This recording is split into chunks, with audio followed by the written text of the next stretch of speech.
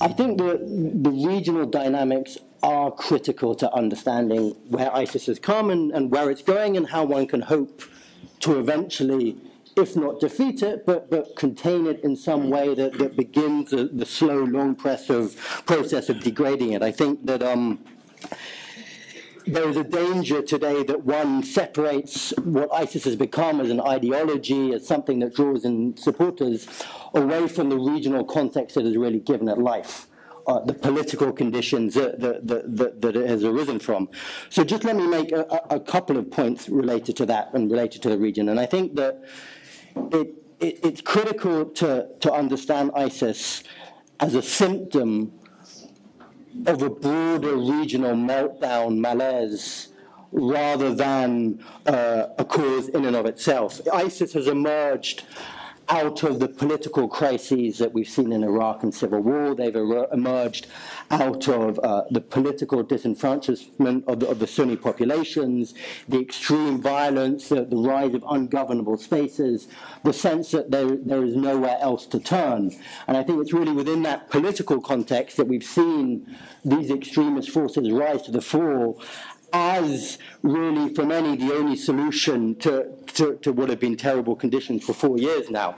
And in both Syria and Iraq, we have two political civil wars that have really bred that. And I think those two civil wars are very much part of a broader regional struggle.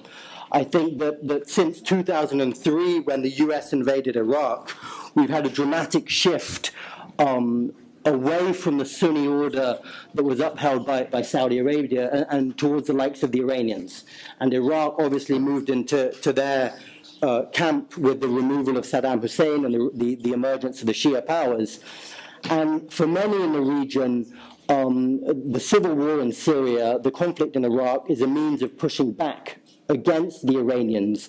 And even as part of that, there has been a tendency to use, to empower radical Sunni forces as part of that struggle. And I think it's critical to realize that for many, ISIS is not the main focus of the regional struggle. We are in a region that is consumed by domestic civil wars, by regional civil wars, and for most of those actors, ISIS is a tool rather than the main issue itself. And I think for the West, we see ISIS as a fundamental threat, the main issue that is facing regional security, international security.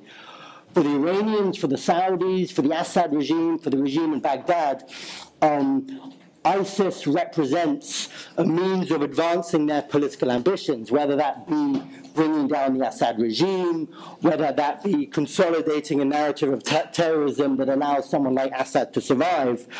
And so that has critical ramifications in terms of what it means for the West, in terms of how we approach our alliances, our cooperation with these regional actors. I think that we've entered, obviously, into this military alliance with the West, with the regional actors, and yet there's a real sense of cross purposes. For the West, it's very much about defeating ISIS militarily. For the regional actors, it's about using ISIS to secure their wider regional political ambitions. So you have someone like the US that fundamentally just wants to contain ISIS, whereas you have the likes of Saudi Arabia, the UAE, Qataris, who have joined them in this military alliance, who are using this as a means to dislodge Assad. They feel that the means of getting, or the path towards getting Assad defeated is getting the US involved in the conflict against ISIS. So it's, I mean, I hate to say it's complicated, but obviously, you know, there's an array of domestic, of regional, of international actors, everyone working at cross purposes, everyone for whom of which ISIS is a means of getting their own objectives. No one is in working common partnership with one another. And I think that's a really dangerous thing, particularly given that at the end of the day, it leaves those parts of the regional population who are suffering under ISIS, who attempted to join them, that is to say the Sunni populations in Iraq, in Syria, in Lebanon, elsewhere, feeling completely helpless. They don't feel that they have any partners who are able to meaningfully join them in their struggle because, frankly, they are just a tool in these wider ambitions. And I think that's what in a sense, creates this risk of expansion the fact that you have a Sunni population in Lebanon who feels that no one is actually working for them. You have a Sunni population in Iraq who thinks that the US is now allied with the Iranians to push back against them. You have a Sunni population in Syria who sees US military intervention after 4 years to target ISIS, but nothing being done against Assad. And I think these are the forces and the symptoms that are giving rise to the possibility of expansion, and really therefore needs to ask serious questions in terms of that question you asked: how does the West cooperate with the regional actors? And it's my view that actually by owning the military fight, by taking leadership in terms of the US assembling the coalition, we've actually removed the burden of responsibility from the regional actors to actually sort out their own region, to sort out their own house. I think ultimately ISIS is a threat to the Saudis. You know, they want to bring down the Saudi royal family. It is a threat to the Iranians. There is a fundamental sectarian battle there. It is a threat to Assad because they're a meaningful military force, likewise to Baghdad. That was potentially something to bring the regional actors together, to say, look, everyone is threatened by this. Finally, after 4 years of conflict in the Middle East, this is a moment where we have to come together and reach some kind of compromise. By going in and owning the military fight, by the West and its international partners in Europe and elsewhere, effectively saying, we are going to ensure that ISIS is contained. We are going to ensure that expansion is not possible through our use of our airplanes and what other military means. It's effectively saying to the regional and domestic actors, don't worry about that threat. Assad, we're not going to let ISIS get to you. Saudi Arabia, don't. And therefore, it has enabled them to fall back, to double down on precisely the regional ambitions that have given rise to ISIS. And therefore what we're actually seeing now is a military campaign that is proving somewhat ineffective. It's conforming to the narrative of ISIS itself. It's re-entrenching the sense of alienation on the ground, and it's not going anywhere. So I think, I mean, the key question for me is this burden of responsibility. How do you get the regional actors to assume responsibility of the fight against ISIS, which necessitates, as I said right at the beginning, addressing the core symptoms, the political struggles across the region, rather than just seeing them as a military threat. And I really fear that Western military ownership does the exact opposite. Gracias, Julien. First of all, a little bit of context. In Libya, there is a civil war that has been going on now for almost a year, that has claimed the lives of 3,000 people, proportionally more than Ukraine, although the news coverage, apart from El País and very few other newspapers in Europe, has not been proportional. And it's a civil war between those who won the war against Gaddafi in 2011. And believe me, Libya is already much worse than Somalia. Libya is already much worse than Iraq under some respects. You can still fly with an international flight to Baghdad. You cannot fly with an international flight to Tripoli, for example. And there are other very bad aspects. There has been a regional intervention in the Libyan civil war. Libya already had plenty of weapons left from 2011 and from the Gaddafi years. If these were not enough, regional powers gave new weapons to the Libyan factions, despite a UN arms embargo.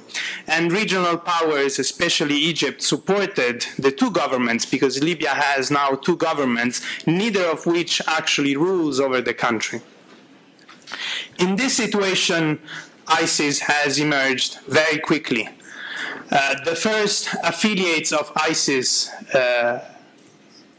gave their pledge of allegiance to al-Baghdadi in October of this year in the small city of Derna. And now there is a presence of ISIS in some of the major cities of Libya. First of all in the capital Tripoli, but also in Benghazi and in Sirte. Who are these jihadis? I think it's important to understand some dynamics before saying what we could do. First of all, some of these jihadis have fought against Gaddafi, were arrested by Gaddafi, and then were freed by Gaddafi between 2009 and 2011. So much for we were better off under Gaddafi. These people are free because someone freed them, and that name is Muammar Gaddafi. The second element is many of these people have gone to Syria to fight. There they have gone a step up in terms of cruelty, in terms of expertise, and in terms of links. Then at one point they understood that there was jihad back home, because a retired general, Haftar, had started a war against all Islamists. And they started to come back to Libya. When I was last time there in May, this was already evident, and everyone was questioning what is going to happen with these people. Well, now we know what happened. The other similarity with Syria is that fighters from local jihadi groups are now defecting to ISIS. And this shows another threat, the potential of ISIS in Libya. Libya is a fertile ground because there is no state. There is a tradition of jihadism. And Libya sits in the middle of North Africa, which has contributed a high number of jihadis to Syria and Iraq. So Libya could be also a magnet for jihadis around North Africa. ISIS there has a great potential, possibly more potential than elsewhere, for all of these reasons. So shall we intervene militarily in Libya again after 2011? And I assume some of you will ask about the 2011 intervention, so I will not answer for the moment about that. But should we intervene again? I think the military is part of the response against ISIS. Saying that you cannot and you should not use military force against ISIS is like saying that you can fight against the mafia without using weapons. Of course you need military intervention. But we should be careful, because what we have done, we, the West, in the past 40 years is start wars, then after 2, 5, 10 years say we should let the locals fight the war. Well, instead of fighting for 2, 5, 10 years and having hundreds of thousands of casualties among the local population, why don't we start the other way around? And we give some local ownership to the fight against ISIS. This doesn't mean arming the local government, as the Egyptian government has asked. This means creating national unity against terrorism. Think about terrorism in Europe since the 1970s. Have we defeated terrorism in many European countries without a form of national unity, without a national mobilization against terrorism? This works the same way in Libya. And no single faction in Libya can defeat ISIS by itself, with all the external help that we can give them. So we need a political agreement. That's the other important thing, and that's the thing on which your fellow countryman is working, Bernardino Leon. And we need to empower him to create a national unity government, a government that finally governs the country. Because we have plenty of government in Libya, but no one actually rules the country. No one takes care of the borders, no one takes care of public services, no one is delivering medicines to the hospitals. By the way, while we focus on ISIS, it would be worthwhile to pay a few words about the impending humanitarian disaster in Libya. The third element is that ISIS is not just a jihadi group. It's also a criminal group which raises funds in a way that is very similar to many organized crime groups in Europe and elsewhere in the world. And we need to fight the criminal economy of ISIS. We need to fight the white collars.